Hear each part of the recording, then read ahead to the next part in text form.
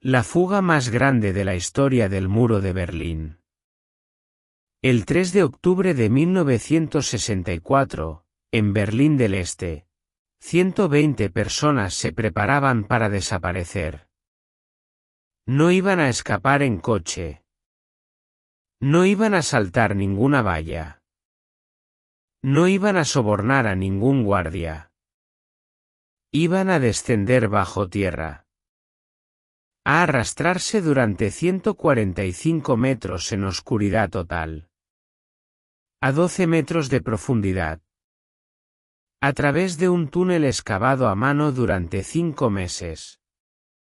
Con el agua fría filtrándose por las paredes. Y la tierra cayendo sobre la espalda. Solo 57 lo lograron. Fue la fuga más numerosa de toda la historia del Muro de Berlín. Y durante décadas. Una parte esencial de esta historia estuvo enterrada en los archivos secretos de la Stasi. Hoy vamos a desenterrarla. Para entender lo que ocurrió aquella noche, hay que retroceder 3 años. Al 13 de agosto de 1961. Esa madrugada, mientras la mayoría de berlineses dormía, soldados de Alemania del Este comenzaron a colocar alambrada en las calles que separaban los sectores este y oeste de la ciudad. Sin aviso. Sin negociación. Sin que nadie lo esperara. En cuestión de horas, Berlín quedó dividida en 2 mundos distintos. Al este, la República Democrática Alemana, controlada por la Unión Soviética. Un régimen donde el Estado vigilaba cada conversación. Cada carta. Cada movimiento. Donde la Stasi, la policía secreta, tenía informadores en cada edificio. En cada fábrica. En cada barrio. Al oeste. Libertad. En las primeras horas después de que se colocara la alambrada, familias enteras quedaron separadas de un día para otro. Un hermano que había ido a trabajar al oeste no pudo volver. Una madre que había llevado a su hijo al médico no pudo regresar a casa. Parejas que llevaban años juntas quedaron en lados opuestos de una frontera que ninguno de ellos había pedido. Las cartas que enviaban eran leídas por la Stasi antes de llegar a su destinatario. Las llamadas telefónicas estaban intervenidas. Las visitas requerían permisos que casi nunca llegaban. La alambrada se fue convirtiendo en un muro de hormigón. Luego en 2 muros. Con una franja de tierra de nadie entre ellos. Sembrada de trampas. Vigilada por perros. Iluminada por focos las 24 horas del día. Lo llamaron el Muro de la Vergüenza. Aunque en Berlín del Este solo podías llamarlo así en voz muy baja. Entre 1961 y 1989. Más de 140 personas murieron intentando cruzarlo. Cientos fueron detenidas. Miles renunciaron a intentarlo. Pero había quienes no renunciaban. Quienes miraban el muro. Y en lugar de sentir miedo, ¿sentían algo distinto? Ingeniería. Joachim Neumann tenía 21 años cuando el muro se levantó en 1961. Vivía en Berlín del Este. Era estudiante de ingeniería civil. Y tenía muy claro que no iba a quedarse. Escapó ese mismo año. Cruzando un bosque de noche con un amigo. Y un pasaporte suizo falsificado. Llegó a Berlín Occidental, donde fue recibido por un guardia con un cartel que decía: «El mundo libre os da la bienvenida». Pero su familia se había quedado al otro lado. Y la familia de sus amigos también. En Berlín Occidental, Neumann se unió a un grupo de estudiantes que habían escapado del este y que compartían una misma obsesión: sacar a los suyos de allí. En 1962, habían cavado el túnel 29, a través del cual escaparon 29 personas. En 1964, eran más experimentados, más organizados y más determinados. Esta vez querían hacer algo más grande. El plan era excavar desde el sótano de una panadería abandonada en Bernauer Straße 97, en Berlín Occidental, hasta el patio interior de un edificio en Strelitzer Straße 55, en Berlín del Este. La distancia era de 145 metros.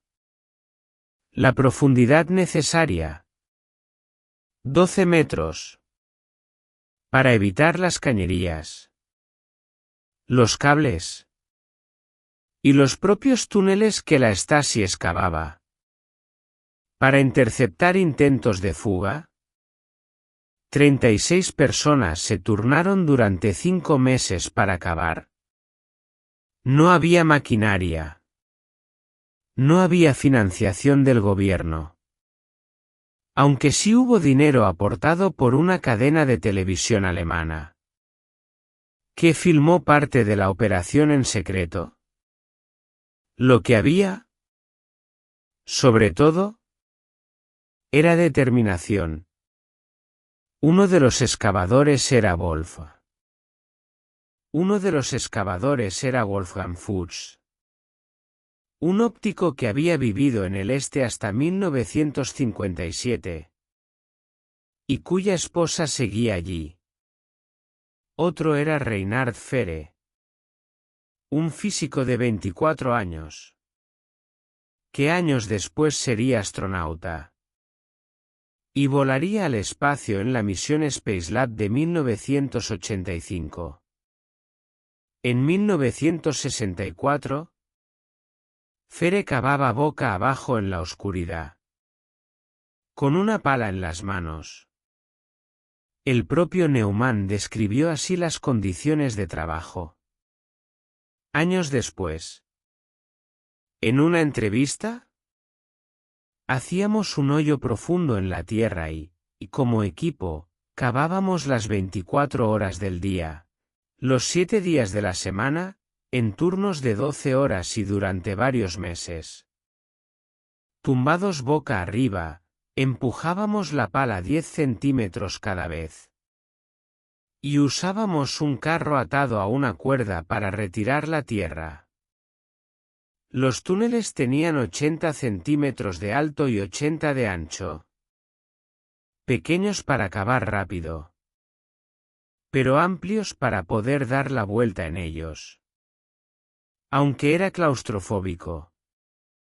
Mi verdadero miedo eran los guardias fronterizos y la Stasi, que escuchaban para detectar cualquier movimiento bajo tierra. Y cavaban sus propios túneles para interceptar los nuestros. Los excavadores dormían en la panadería durante sus turnos. Metían la tierra extraída en bolsas de harina y las apilaban en el local vacío. Se lavaban con baldes de agua. Y olían, según las propias palabras de Neumann, fatal. Durante 5 meses. No sabían exactamente dónde iba a emerger el túnel en el este. Tenían un plano aproximado. Calculaciones de ingeniería. y la esperanza de no equivocarse demasiado. Cuando finalmente abrieron un agujero en el suelo del este, descubrieron que habían emergido en el baño en desuso de UNED. Uno de los excavadores era Wolf. A pocos metros del punto que habían planeado. Una hazaña de precisión. Excavada con palas y linternas. Con el túnel terminado, quedaba el problema más delicado. Avisar a las 120 personas que habían sido seleccionadas para cruzar, sin que la Stasi se enterara. No se podía llamar por teléfono. No se podía enviar una carta. Los mensajes en Berlín del Este eran interceptados, leídos, analizados. La Stasi tenía informadores en casi cada edificio del barrio. La red de contactos que Neumann y sus compañeros habían construido en el este durante meses transmitió la información de forma oral, de persona en persona, con toda la discreción que la situación exigía. Una dirección, una fecha, una hora. El 3 de octubre de 1964. A las 10 de la noche. La señal llegó a las familias en el este. Esta noche. Bernauer Straße 97.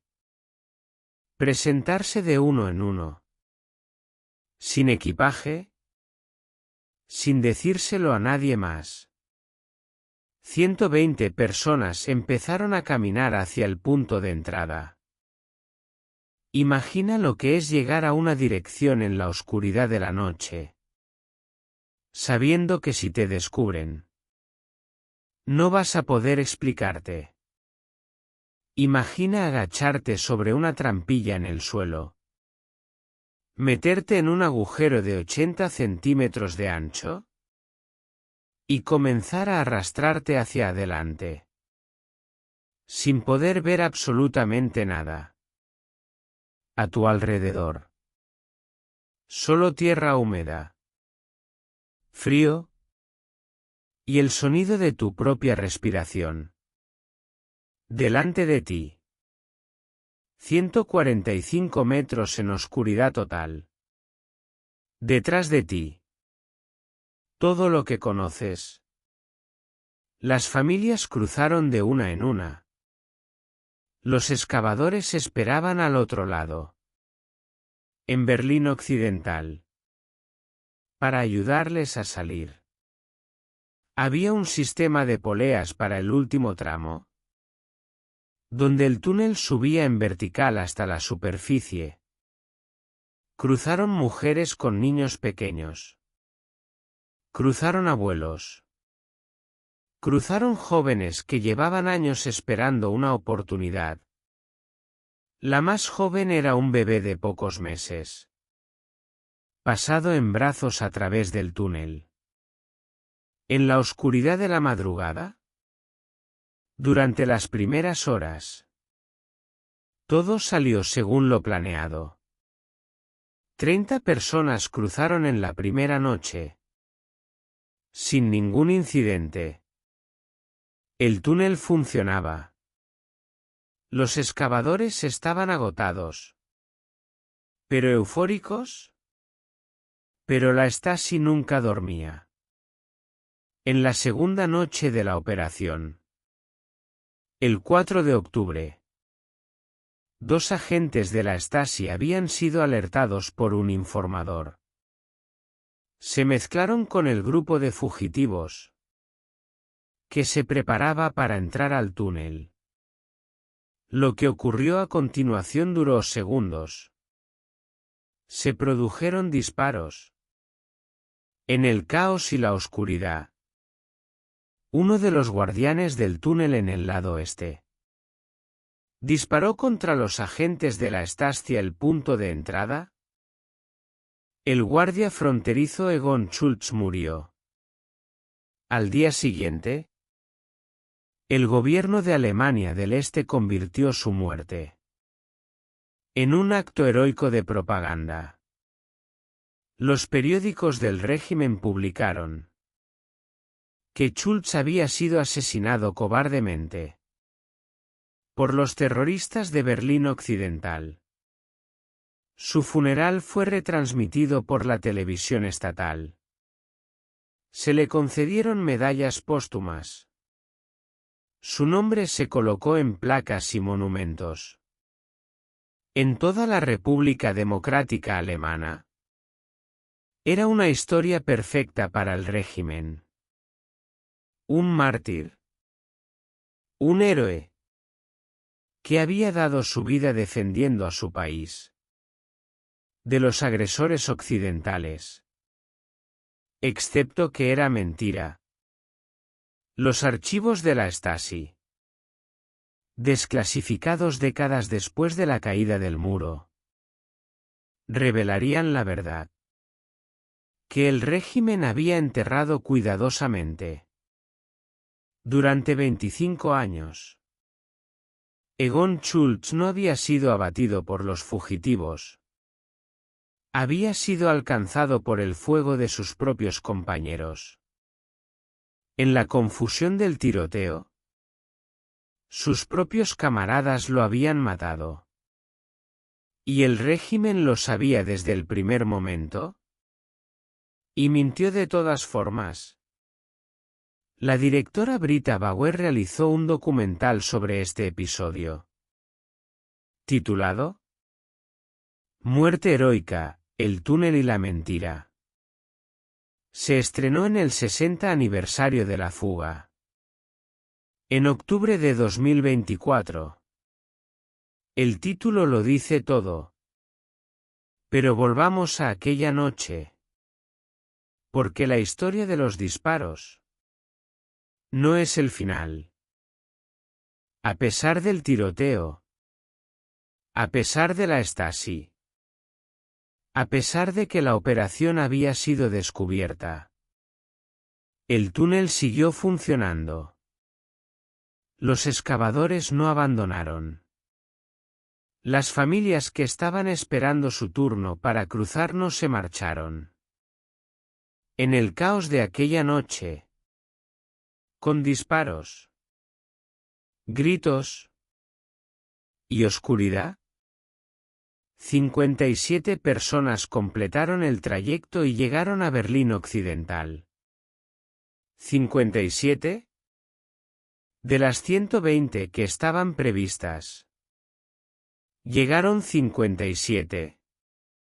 Las demás, o no llegaron a tiempo al punto de entrada, o huyeron al escuchar los disparos, o fueron detenidas por la policía fronteriza que acudió al lugar. A la mañana siguiente, los excavadores sellaron la entrada al túnel en el lado occidental. La Stasi lo encontró y lo demolió pocas horas después. Pero los 57 ya estaban en el otro lado. La fuga más numerosa de toda la historia del muro de Berlín había durado 2 noches. Y se llamaría para siempre el túnel 57. No por su longitud, no por su profundidad, sino por la única cifra que importaba. Aquella noche, Joachim Neumann no pudo sacar a su propia familia. Su mujer y sus hijos estaban demasiado vigilados por la Stasi. Sus nombres aparecían en los archivos de seguimiento. Salir aquella noche habría sido demasiado arriesgado. Así que Neumann hizo lo único que se le ocurrió. Cavó otro túnel. Meses después, su familia cruzó al oeste a través de un segundo túnel que Neumann y sus compañeros excavaron específicamente para sacarlos a ellos. No había nada más que decir sobre lo que es amar a alguien. Wolfgang Fuchs. El óptico que había prometido reunirse con su esposa. ¿Cumplió su promesa? Reinhard Fere. El físico que cavó boca abajo en la oscuridad. Siguió con su carrera científica y 20 años después viajó al espacio. Murió en 1995 en un accidente de avión. Sin haber olvidado nunca aquellos 5 meses bajo Berlín. Joachim Neumann tiene hoy más de 80 años. Sigue dando entrevistas. Sigue contando lo que ocurrió. Sigue respondiendo preguntas sobre aquella noche como si ocurriera ayer. En el 60 aniversario de la fuga. En octubre de 2024. Neumann y otros supervivientes se reunieron en Berlín para hablar públicamente de aquella operación. Frente al lugar donde estuvo la panadería. Frente al lugar donde estuvo el muro. Un muro que ya no existe. Hay algo en esta historia que los historiadores todavía debaten. Si la Stasi fue alertada por un informador en la segunda noche. La pregunta es, ¿cuándo exactamente fue alertada? ¿Llevaba horas sabiendo del túnel antes de actuar? Y si es así, ¿por qué esperó? Hay quienes señalan que la Stasi podría haber cerrado el túnel desde el primer momento. Que tenía los medios, la información y el personal para hacerlo. Pero que quizás decidió esperar para identificar a todos los implicados. Para saber quiénes eran los contactos en el este. Para atrapar no solo a los fugitivos, sino a toda la red. Si esa teoría es correcta, significa que la Stasi calculó que podía permitir cruzar a algunas personas. Siempre que obtuviera información suficiente para desmantelar la red clandestina que las había ayudado. Significa que 57 personas cruzaron el muro esa noche. Con el permiso implícito. O al menos la vista gorda. Del propio régimen que las perseguía. Los archivos de la Stasi no responden esta pregunta de forma definitiva. Hay documentos que sugieren que la alerta llegó demasiado tarde para actuar antes. Hay otros que sugieren que hubo una decisión deliberada de esperar. ¿La verdad completa? Si existe, sigue enterrada en algún archivo que quizás no se ha abierto todavía. El muro de Berlín cayó el 9 de noviembre de 1989. 25 años después de aquella noche. En Berlín existe hoy un museo dedicado al muro. Y dentro de ese museo, una placa conmemora el túnel 57. Los 145 metros que un grupo de estudiantes veinteañeros excavaron con palas. Para sacar a 57 personas de un régimen que los tenía prisioneros. Entre 1961 y 1973. Se excavaron 39 túneles bajo el muro de Berlín. 254 personas lograron cruzar. 200 fueron detenidas. El túnel 57 fue el más largo. El más profundo. Y el más exitoso de todos ellos. La próxima vez que alguien te diga que algo es impos. La próxima vez que alguien te diga que algo es imposible. Recuerda que en 1964, un grupo de jóvenes cavó 145 metros bajo el muro de Berlín con palas y linternas. Sin garantías. Sin apoyo oficial. Sin saber exactamente dónde iban a salir.